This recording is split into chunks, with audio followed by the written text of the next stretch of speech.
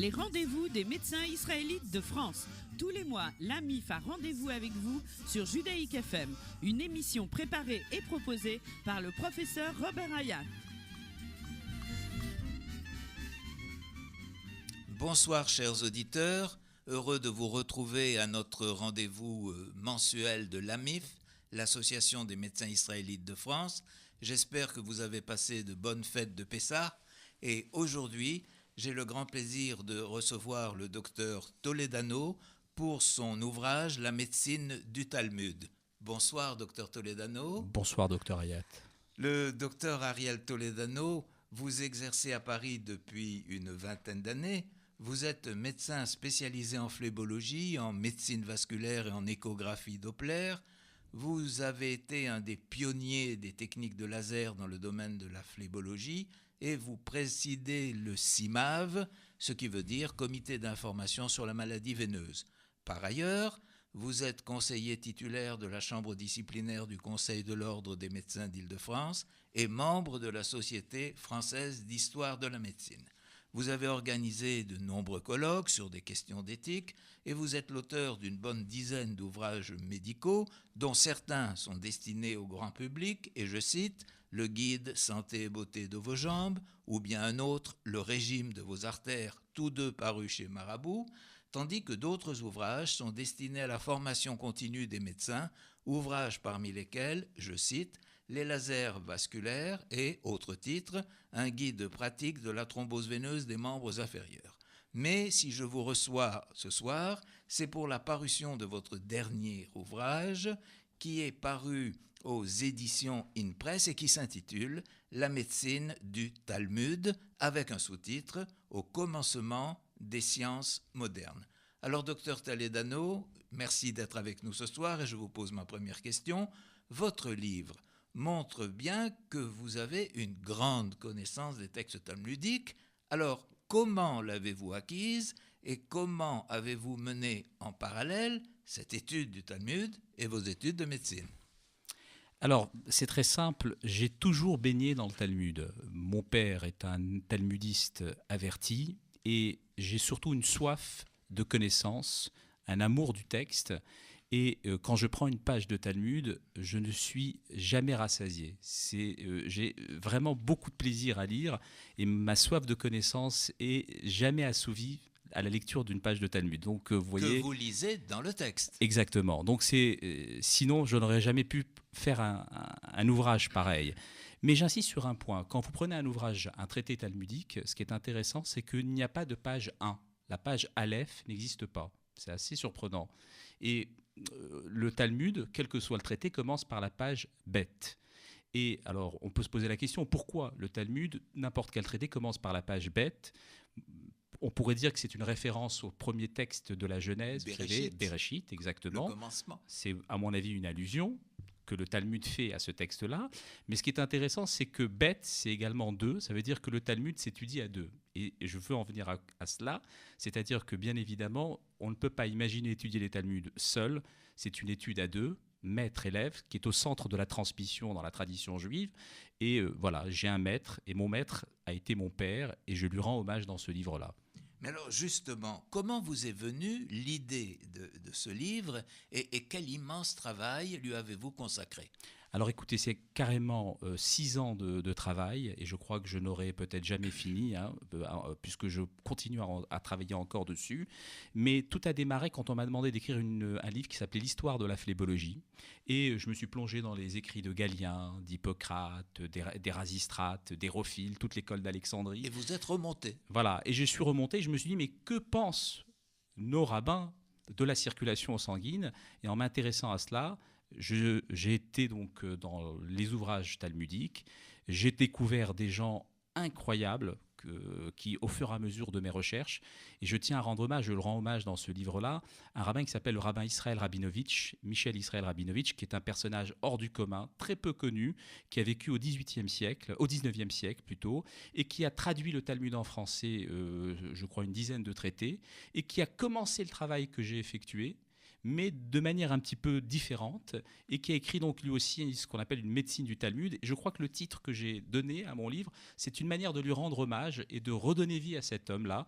Et je raconte un peu sa vie dans cet ouvrage. Donc tout a commencé par une histoire sur la circulation sanguine, et par la suite, j'ai voulu donc m'intéresser aux écrits de nos rabbins, au Talmud et à tous les textes de la tradition juive. Mais docteur Toledano, vous avez cité comme ceci, en remontant aux sources, le nom d'Hippocrate, et j'ai envie de vous demander, mais quelle différence y a-t-il entre la médecine du Talmud et la médecine d'Hippocrate, dont on sait qu'il a longtemps été la référence absolue? Alors Hippocrate, c'est en effet la référence absolue, mais tous les historiens de la médecine vous diront que Hippocrate avait une méconnaissance de l'anatomie, puisqu'il n'a jamais fait de dissection. Et la différence fondamentale entre Hippocrate et les médecins du Talmud, c'est que les médecins et les rabbins du Talmud ont fait de l'anatomie. Et ça, c'est intéressant. Ils ont fait des dissections. Les rabbins du Talmud ont travaillé également donc en faisant des dissections. Y avait-il d'autres différences? La différence majeure, et c'est là où je veux en venir, c'est la notion de fonctionnalité des organes. C'est-à-dire que pour les talmudistes, à la différence d'Hippocrate, Hippocrate pensait que les maladies étaient une dysfonction au niveau des humeurs, c'est-à-dire que vous aviez trop d'humeur. Voilà, c'était sa théorie, et donc tout ceci se traduisait par un excès d'humeur, donc il fallait faire des saignées, tout rentrait dans un excès d'humeur. Alors que les rabbins du Talmud, eux, se sont intéressés aux organes. Et ce qui est intéressant, c'est si j'ai pu faire un livre qui s'appelle La médecine du Talmud, c'est parce qu'en fait, j'ai pu classer, puisque eux, leurs maladies sont décrites par spécialité. C'est assez incroyable. Donc j'ai pu faire dans mon livre différentes spécialités, la cardiologie, l'urologie, la dermatologie, parce qu'ils n'avaient qu'une conception, c'est d'avoir la notion de fonctionnalité d'organes et de comprendre les maladies à travers ce que voulait dire, ce que faisaient les organes à leur époque. Donc ça, c'est intéressant. Et ça, c'est une différence fondamentale avec la médecine gréco-romaine. Eh bien, puisque justement toutes les spécialités sont envisagées dans le Talmud, je vais parler des maladies infectieuses. Et pour ce qui est de la transmission des maladies, le Talmud semble bien avoir précédé de plusieurs millénaires les travaux de Semmelweis et Pasteur.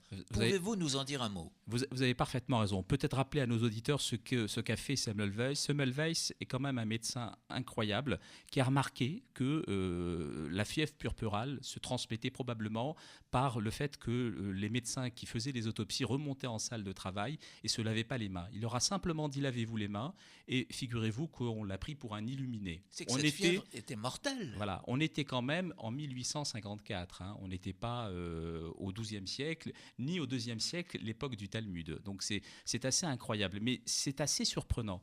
La notion de contagiosité, elle est étonnante dans le Talmud et elle figure dans différents traités.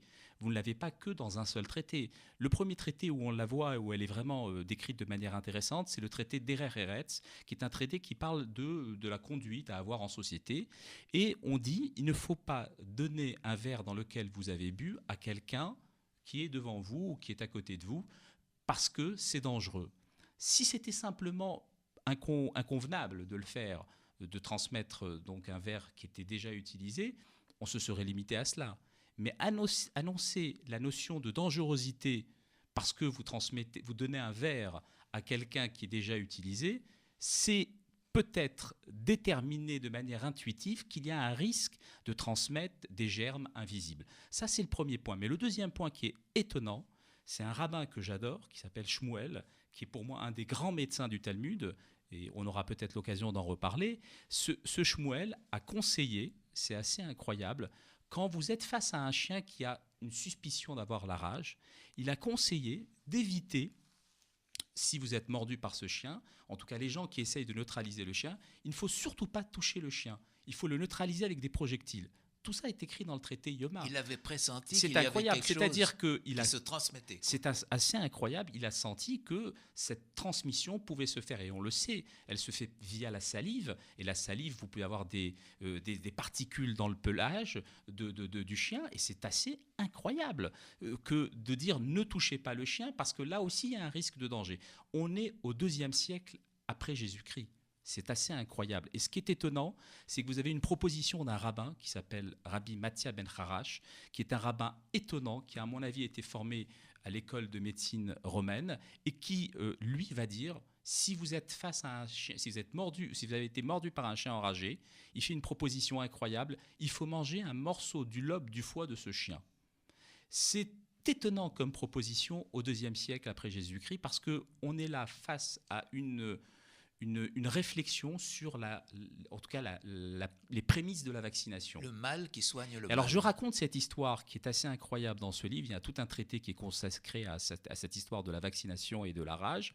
Et au même moment, c'est pour ça que je vous parlais de rabbin Israël Michel Rabinovitch, au même moment où lui traduisait le Talmud en français, il est exactement un contemporain de Pasteur, et Pasteur faisait ses travaux de recherche de la vaccination. Alors, je n'ai pas réussi à trouver la preuve comme quoi les traductions du traité Yoma du docteur Rabinovitch ont été transmises à Pasteur, mais il est étonnant qu'à la même période, ces deux personnes travaillaient, un sur le Talmud dans le traité Yoma à propos de la rage, et de l'autre côté Pasteur qui faisait ses essais sur la vaccination. Merci, docteur Toledano. Dans un de vos chapitres, vous écrivez « Avant le mal, Dieu crée le remède ». Pour moi, qu'est-ce que ça veut dire? Pour moi, cette phrase, elle est exceptionnelle parce qu'elle donne beaucoup d'espoir à tous nos malades. Nous avons l'habitude de voir que nos malades ont besoin de savoir qu'il y a des remèdes. Et c'est vrai que dans la tradition juive et dans le Talmud, cette phrase est répétée à plusieurs reprises. Et à mon avis, elle est tirée d'un livre qui est celui du rabbin Ben Sira, qu'on appelle le Siracide, qui a écrit un livre qui s'appelle La sagesse de Ben Sira au IIe siècle avant Jésus-Christ. Et dans son livre, il raconte réellement, je pense, les premières informations sur ce qu'est le rôle d'un médecin dans la tradition juive. Je crois que c'est à lui qu'on les lui doit. Et lui dit ça, vous pouvez trouver dans la nature, bien évidemment, les remèdes bien avant que Dieu apporte, ou en tout cas apporte ce mal. Et ça, c'est intéressant. Si je peux aller dans votre sens, je dirais que le sirolimus, qui est cette médication qui active, qui entoure les steintes, existait déjà dans un végétal de l'île de Pâques. Donc le sirolimus était caché au pied d'un arbre, alors que des millénaires plus tard, le stint coronaire allait être inventé. Alors nous enchaînons avec la question suivante, docteur Toledano.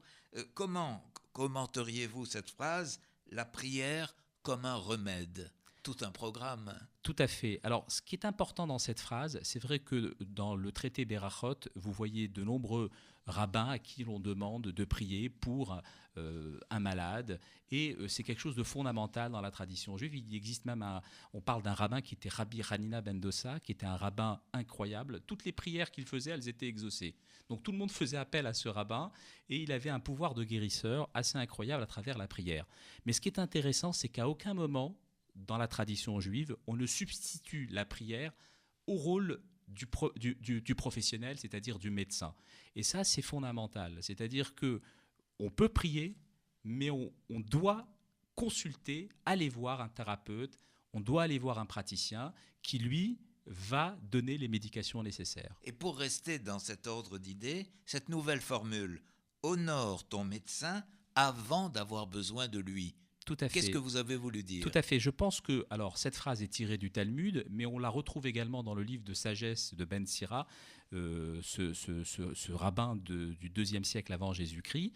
Et cette phrase prouve bien la notion de centralité du praticien, du médecin dans la tradition juive. C'est-à-dire que le médecin a un rôle fondamental et il est au centre de la société juive à l'époque talmudique. On le voit à travers cette phrase. Et ce qui est intéressant, c'est qu'il y a eu de nombreuses discussions dans le Talmud sur doit-on aller voir un médecin? Parce que, si vous voulez, quand on voit le texte de la Torah, notamment un texte qui considère que Dieu est notre médecin, s'il est notre médecin, donc si on accepte les différents préceptes qu'il nous a enseignés, on devrait avoir, a priori, être indemne.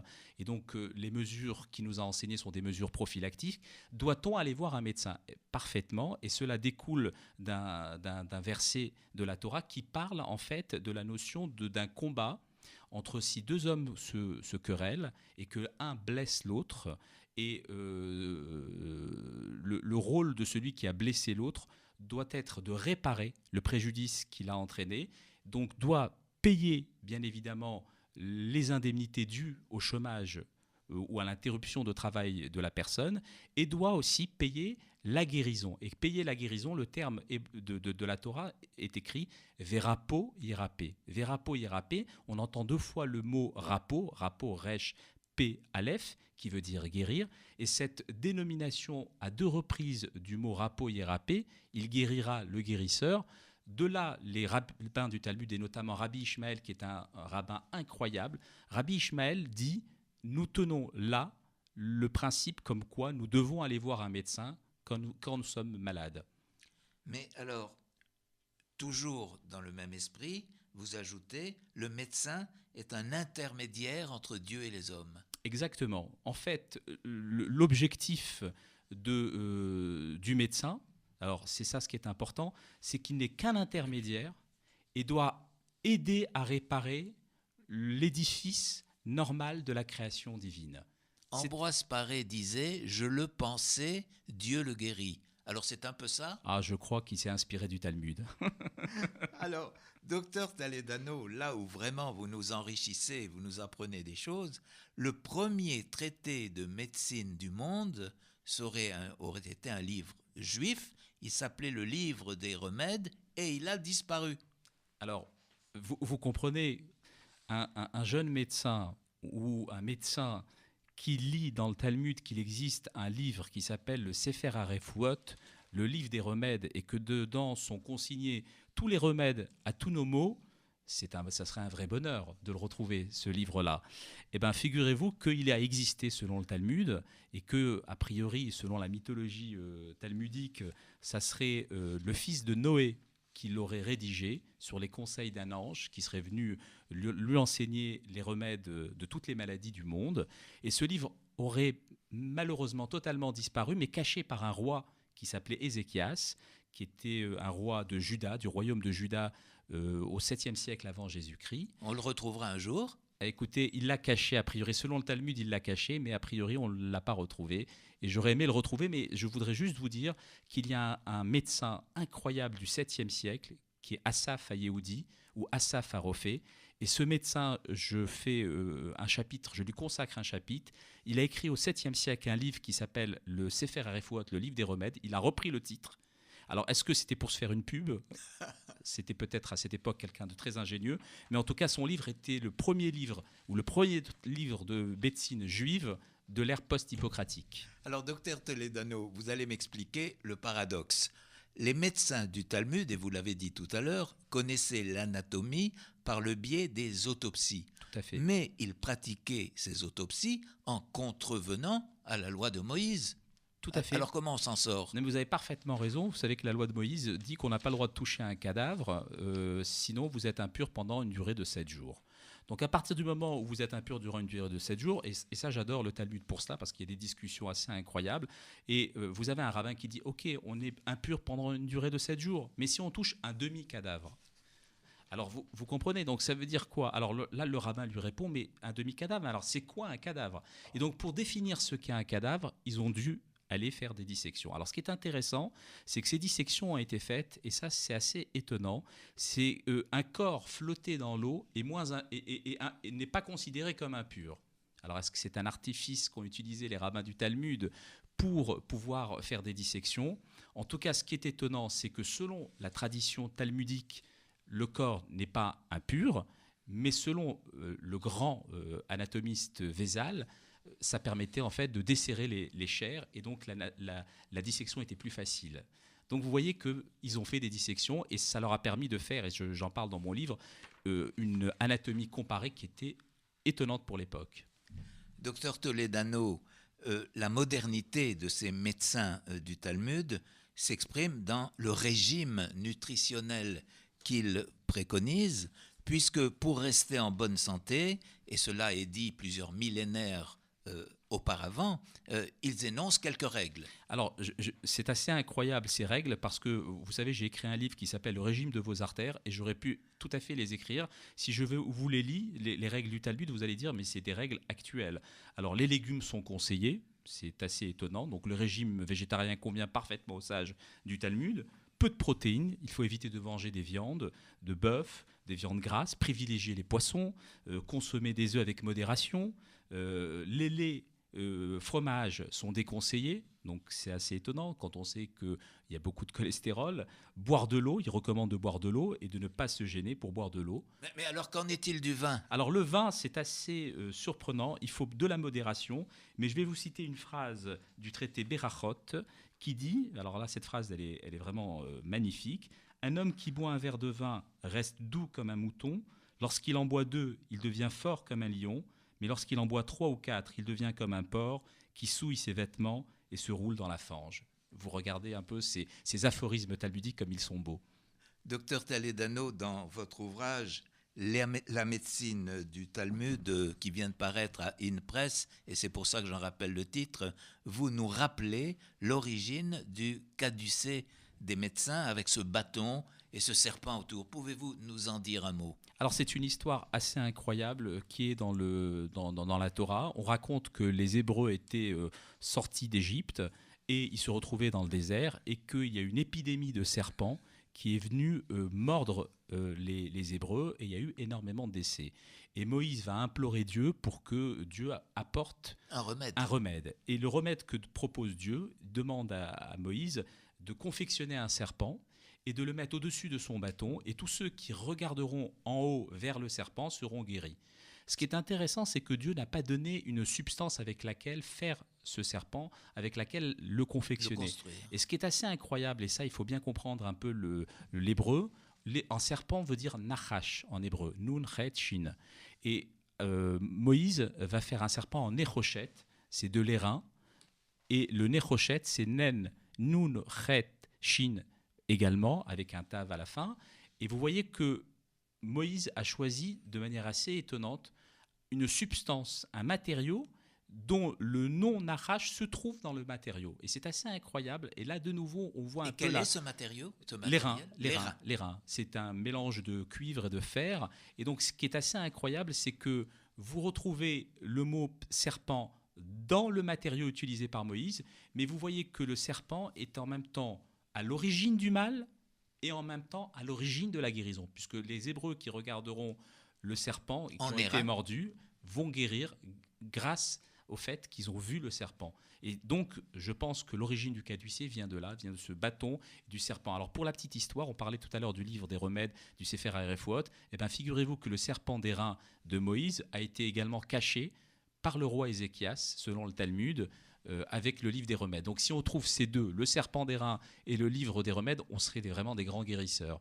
Docteur Toledano, vous nous dites sorcellerie interdite, mais amulettes et incantations sont permises. Pouvez-vous nous expliquer? Alors c'est très simple. En fait, la sorcellerie est totalement proscrite dans la tradition mosaïque. Donc ça, on en convient parfaitement.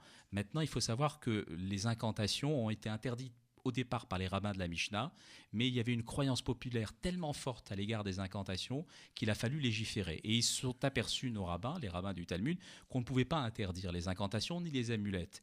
Et ils les ont quand même autorisées parce qu'ils ont vu que ça n'inconvenait pas à la tradition juive et que ça n'entraînait pas les juifs de l'époque vers l'idolâtrie. C'était l'angoisse des rabbins du Talmud, c'est que de ne pas faire des choses qui pourraient entraîner une coutume idolâtre, si vous voulez. Je veux dire juste que Maïmonide, le grand Maïmonide, on ne peut pas faire une émission sur le Talmud sans parler de Maïmonide, le grand Maïmonide était contre justement ces incantations, contre les amulettes, mais ça n'a pas empêché qu'elles ont eu un essor considérable en Europe, et vous pouvez en trouver même là dans les musées en Israël, des amulettes de toutes sortes de cette époque en tout cas. Docteur Toledano, je vous remercie. Nous arrivons au terme de cette émission et je voudrais rappeler à nos auditeurs le titre passionnant de votre livre, La médecine du Talmud, avec son sous-titre Au commencement des sciences modernes, qui vient de paraître aux éditions InPress. Bonsoir, docteur Toledano. Bonsoir, merci. Bonsoir, chers auditeurs, et au mois prochain.